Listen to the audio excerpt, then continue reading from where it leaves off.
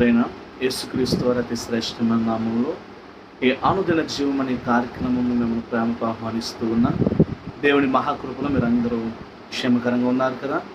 గతించిన రాత్రి ఆయన ఉచితమైన కృపతో మనల్ని బలపరిచి మరలా ఈ వినూతనమైన దినాన్ని ప్రభు మనకు అనుగ్రహించినందుకు ప్రభుకు మహిమ కలుగును గాక. ప్రతిరోజు వాగ్దానం ద్వారా దేవుడు మనతో మాట్లాడుతూ ఉన్నారు. ఈరోజు కూడా దేవుని వాక్యముల నుండి ఇర్మియా గ్రంథము 20వ అధ్యాయము 11వ వచనము. ఇర్మియా గ్రంథము 20వ అధ్యాయము 11వ వచనం మనం చూసుకున్నట్లయితే, అయితే పరాక్రమము గల సూర్యుని వలె యెహోవా నాకు తోడై ఉన్నాడు, నన్ను హింసించువారు నన్ను గెలవక తొట్టిల్లుదురు. నా ప్రియ సహోదరి సహోదరులారా, ఇది నన్న అనేక మంది వారి యొక్క జీవితాలలో, వారి యొక్క జీవిత యాత్రలో ఎంతగానో అనేకమైన శ్రమలను, అనేకమైన ఇబ్బందులను ఎదుర్కొంటున్న వారు ఉండక మానలేదు. కానీ దేవుని వాక్యం ఇక్కడ మనం చూసుకున్నట్లయితే గనక, పరాక్రమము గల సూర్యుని వలె యెహోవా మనకు తోడై ఉన్నాడని, మనల్ని హింసించే వారికి ఆయన ఓటమిని కలగజేస్తాడని మనం చూడగలుగుతున్నాం. దేవుడు బలమైన వాడని ప్రవక్త అయిన ఇర్మియా దేవుని సత్యాన్ని మాట్లాడినందుకు తీవ్రమైన ఓటమిని ఎదురు చూస్తానికి అవకాశాలు కలుగుతూ ఉన్నప్పుడు ఇర్మియా ఎంతమాత్రం భయపడకుండా దేవుని మీద ఆధారపడి ఆయన యందు విశ్వాసం ఉంచి ముందుకు కొనసాగింపబడ్డారు. ఇదే నాన్న కూడా నీ జీవితంలో అనేకమైన ఓటములను బట్టి, అనేకమైన ఎదురవుతున్న హింసలను బట్టి నువ్వు భయాందోళన గుండా వెళ్తున్నావేమో. అయితే నువ్వు భయపడవలసిన అవసరం లేదు. ఎందుకు అని ఆలోచన చేస్తే, మనకు తోడయ్యున్న దేవుడు సర్వశక్తి కలిగిన దేవుడని, ఆయన ఒక పరాక్రమము గల శూరుడని ప్రభు యొక్క లేఖనములను మనకు సెలవిస్తున్నాయి.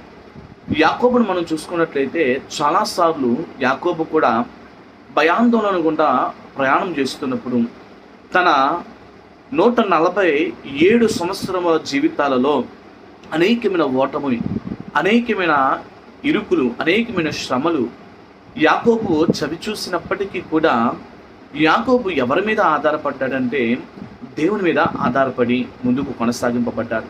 ఇది నీ జీవితంలో కూడా నువ్వు దేవుని మీద ఆధారపడి దేవుని యందు విశ్వాసం ఉంచి దేవుని యందు నిరీక్షణ ఉంచగలిగినట్లయితే ప్రభువు నీకు తోడుగా ఉండి నిన్ను నడిపించడానికి ఆయన చాలిన దేవుడు.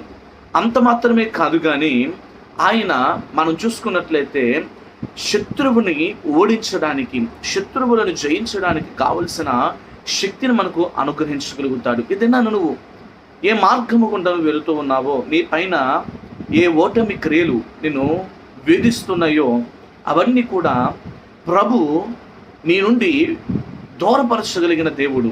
యాకోబు కూడా ఓ రాత్రంతా దేవుని సన్నిధిలో ప్రార్థన చేసినప్పుడు, ప్రభువా నువ్వు నన్ను దీవిస్తే కానీ, నువ్వు నన్ను ఆశీర్వదిస్తే కానీ, మీరు నన్ను బలపరిస్తేనే కానీ, నా జీవితంను మారుస్తే కానీ నేను నిన్ను వదిలిపెట్టనని దేవునితో నిబంధన చేసుకున్నప్పుడు దేవాతి దేవుడు యాకోబుకు నూతనమైన జీవితాన్ని అనుగ్రహించాడు.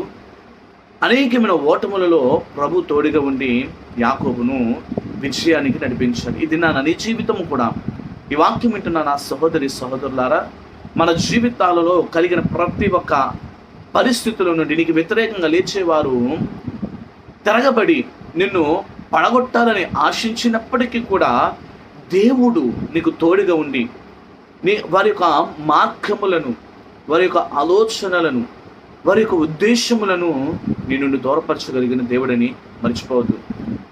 దేవునికి నువ్వు లోబడినట్లయితే నీ ముందున్న ప్రత్యర్థి ఎటువంటి వాడైనా, ఎలాంటి వాడైనా, ఎటువంటి బలము కలిగిన వాడైనా వాడిని నువ్వు ఓడించడానికి ప్రభు కృప చూపుతాడు.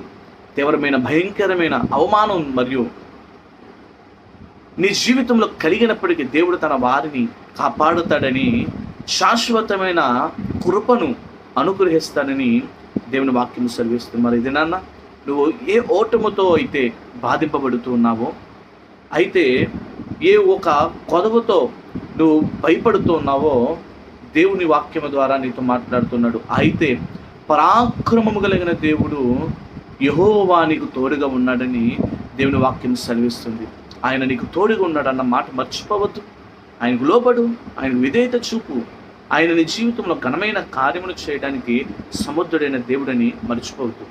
బిల్లీ గ్రామ్ గారు మనం చూసుకున్నట్లు భక్తుడైన బిల్లీ గ్రామ్ గారు ఆయన సేవా జీవితంలో అనేకమైన శ్రమలు ఆయనకి ఎదురు ఉన్నప్పుడు అనేక మంది అడుగుచూ ఉన్నారు, అయ్యా నీకు ఇటువంటి శ్రమ నీకు ఎదురవుతుంది కదా, ఏంటి నువ్వింత ధైర్యముతో పట్టుదల కలిగి నీ ముందు ఉన్న శ్రమను నువ్వు జయించడానికి గల కారణం ఏంటంటే, భక్తుడు సెలవిస్తున్న మాట, నేను శత్రువును ఎదుర్కొనే ముందు దేవుని పాదముల దగ్గర బలాన్ని నేను పొందుకుంటాను, దేవుని పాదముల దగ్గర నేను శక్తిని నేను పొందుకుంటా, ఆ శక్తి, ఆ పరాక్రమము కలిగిన దేవుడు నన్ను బలపరుస్తాడు, ఆ పరాక్రమం కలిగిన దేవుడు నాకు శక్తిని అనుగ్రహిస్తాడని ఆ వ్యక్తి చెప్పడం జరిగింది. మరి దినాన నీవు కూడా దేవుని శక్తిని నువ్వు ఎదుర్కోబోతున్నా, నువ్వు చేయబోతున్న పనులలో, నువ్వు చేస్తున్న ప్రతి కార్యముకు ముందు దేవుని యందు నువ్వు శక్తిని పొందుకున్నట్లయితే ఆ పరాక్రమము కలిగిన దేవుడు నీకు తోడై ఉండి నిన్ను బలపరచడానికి,